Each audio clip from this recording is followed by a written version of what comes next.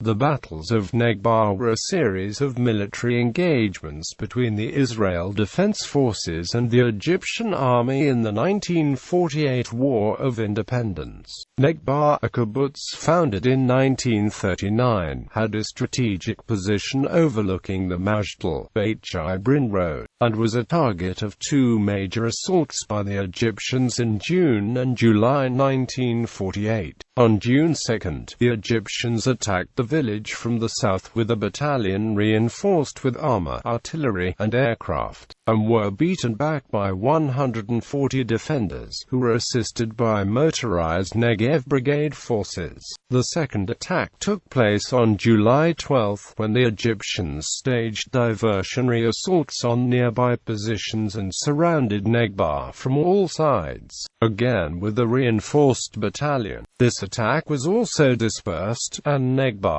remained in Israeli hands, serving as a forward base for attacks against Egyptian forces up to Operation Yoav. Background: Kibbutz Negba was founded in 1939 as a tower and stockade settlement, the first lasting modern Jewish settlement in the Negev desert. At the outset of the second stage of the 1948 Arab-Israeli War, Negba was the southernmost village of the main Israeli-controlled land mass, and was not isolated like the nearby Nitzanim, Kfar Daram, and the northern Negev settlement, mainly founded as part of the 11 points in the Negev Plan. The Egyptian army invaded Israel on May 15, after Israel's declaration of independence on the previous day. Its main force moved up the coastal road, and engaged in a battle in Kfar Daram on May 15 and a battle of Yad Mordecai on May 19–24. The column reached Majdal on May 14. For their forces were sent north to Isdud, reaching it on May 29, and to Bayt Jibrin through Fallujah on June 1, cutting a wedge between Israeli-held northern Negev and the rest of Israel. They finally disconnected the Negev by taking up position on the Majdal, Bayt Jibrin road during the first truce of the war. Negba was located in an area surrounded by a number of hills, especially the police fort at Iraq-Suwaidan 1.7 kilometers to the south. The kibbutz was adjacent to a number of other strategic positions, including the junction, a road intersection between the Majdal, Bayt Jibrin road and the road from Korkaba to Dulas. Its defense was organized into 13 positions at the perimeter, connected by communication trench, with the main gate in the north and the headquarters in the middle. Underground shelters were spread out throughout the entire village. A road passed from north to south in the village, but the Israelis left only the northern approach open, which was also close to an airplane landing strip. First skirmishes and Battle of June 2. On May 12, 1948, even before Egypt's invasion, Egyptian volunteer units from the Muslim Brotherhood, which was backing the campaign in Palestine, took control of the Iraq-Suwaidan police fort following the British withdrawal. 2 Israeli attempts were made to capture it on the same day and on May 18–19, but both failed. On May 21, an Egyptian motorized unit made a deterrent raid on Negba. This was accompanied by aircraft bombardment, which killed the Israeli regional commander, Yitzhak Yoav Dubnor, who was attempting to shoot down aircraft. Operation Yoav was named in his honor, as was the Iraq-Suwaidan police fort, following its capture by Israel. The Egyptians continued to harass Negba in the following days, and the Bayt Brigade decided to send 2 platoons from its 53rd Battalion, as well as mortars, as reinforcements. The brigade's forces also occupied Dulas in order to control a position from which further reinforcements to Negba could be provided. On the day of the Egyptian attack on June 2, the Israeli forces in Negba numbered about 70 Negev Brigade soldiers and 70 village residents. They had a total of 80 rifles, 200 hand grenades, 500 Molotov cocktails, 20 submachine guns, 8 machine guns, 3 2-inch mortars, 2 3-inch mortars and 1 PIAT. The Egyptian force consisted of the 1st Infantry Battalion, supplemented by a tank company, an armored car company and 3 field artillery batteries. They planned to surround the kibbutz and attack from all directions. The Egyptian forces started the attack with an artillery barrage on the night of June 1–2.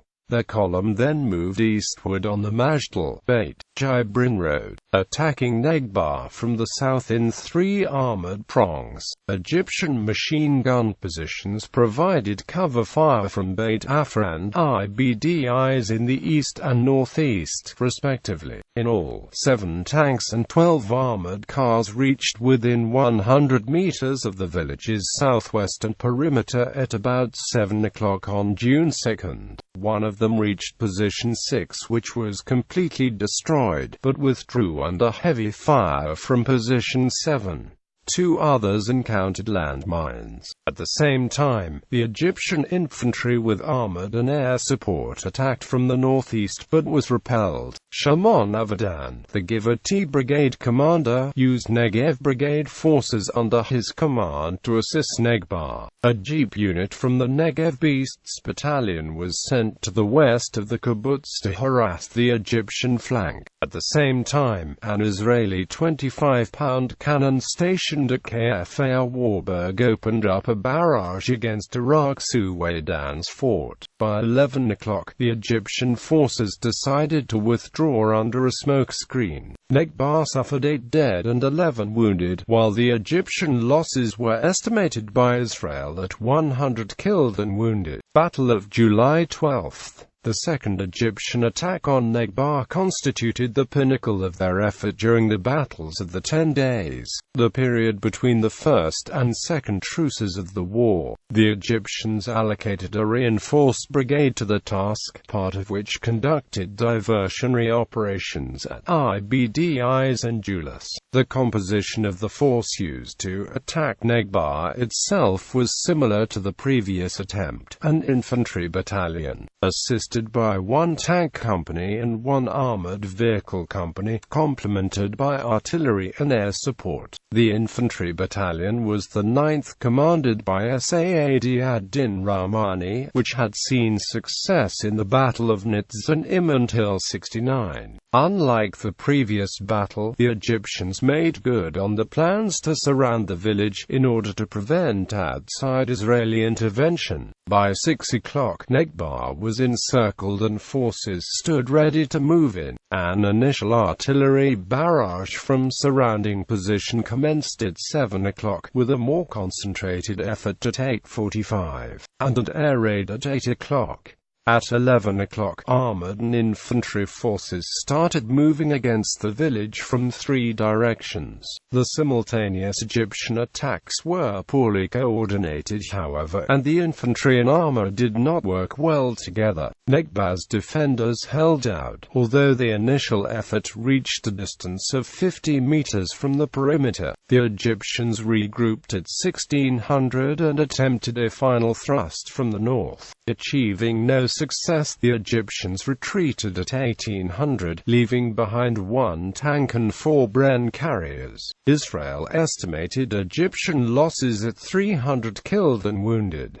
The Israeli casualties were 5 killed and 16 wounded. The aforementioned M13-40 tank that was abandoned by its crew during the battle was the subject of a skirmish and a controversy. At night after the retreat, Egyptian forces tried to pull it back to their own lines, but an Israeli sapper had managed to mine the tank's surroundings. Several days later, an IDF armored serviceman helped rescue the tank and took it for repairs and reuse. The residents of Negba demanded an alternative tank as a war trophy, and 5 years later they were granted an M22 Locust. Although it lacked a gun barrel, one was attached by the armored corps, and the tank has remained in Negba since. Aftermath. After July 12, the Egyptians did not attack Negba again, but made an attempt to surround it by sending a Sudanese company to capture Hill 105 to the north. Israel subsequently used Negba as a base for future operations in an attempt to cut through the Egyptian lines and link up with the Israeli-held enclave in the northern Negev. Some of the areas immediately surrounding Negba were captured in the days following the second battle during Operation Anfar. After battles on the night of July 12-13, Givati reported that it was in control of Hill 105 on 0:30 on July 14. Operation Death to the invader on July 16-19 failed to take Bayt Jibrin, Iraq, Suwaidan and Hill 113 however. These areas were captured on October 16-17 and November 9-11 during Operation Yoav. Both of Negba's successful stands had a significant symbolic value in Israel, especially among the working settlement class. The commander of the Egyptian forces in Palestine, Ahmed Ali al-Mwawi, dismissed Muhammad Naguib over the defeat. Naguib would later lead the military coup against the Egyptian government. This battle is considered to be the turning point on the southern front during the period between the first and second truces of the war. The culture office of the Givati Brigade, Abakovna, compared the defense to the Battle of Stalingrad, referring to it as Negbagrad. A monument to commemorate the Israeli fallen by sculptor Nathan Rapoport was erected at the military cemetery in the village. At the request of Yisrael Barzilai, the sculpture depicts a male farmer and a female nurse who is a girl, and the son, a soldier. The monument is made of bronze and is 4 meters tall. It symbolizes a will for defense, the work toward a better future, and the IDF's supply shortage, shown by the fact that the soldier isn't wearing a helmet. After the 1979 Egyptian-Israeli peace treaty, the Egyptians requested to place a memorial for its own fallen in Negba as well. Due to local opposition, the monument was placed in nearby Sde Yoav.